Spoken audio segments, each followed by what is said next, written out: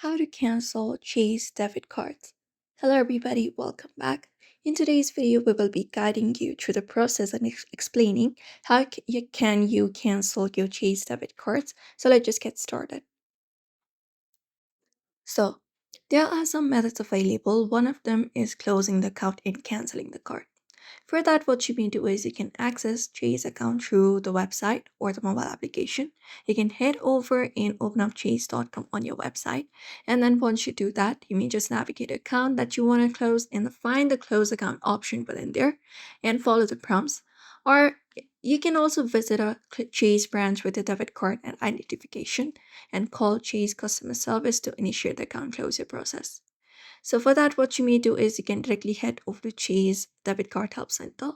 And when you head over there you will be finding tools to help you manage your card. So you may scroll down and then you can just scroll down and look out for section like a card number.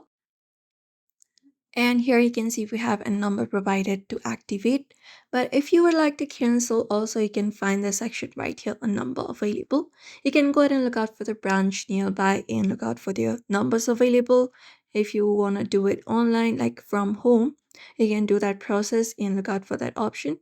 Or you can directly head over the branch of your Chase.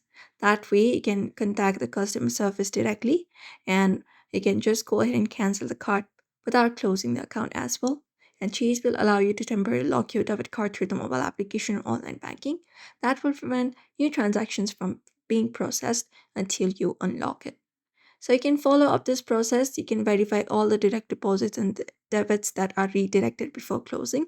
And that way you can just go ahead and cancel your debit card for a while or even permanently. So that's it for today's video. You may follow up this process. So I hope this video was helpful. Give it a thumbs up and don't forget to give it a like and subscribe for more tips and tutorials.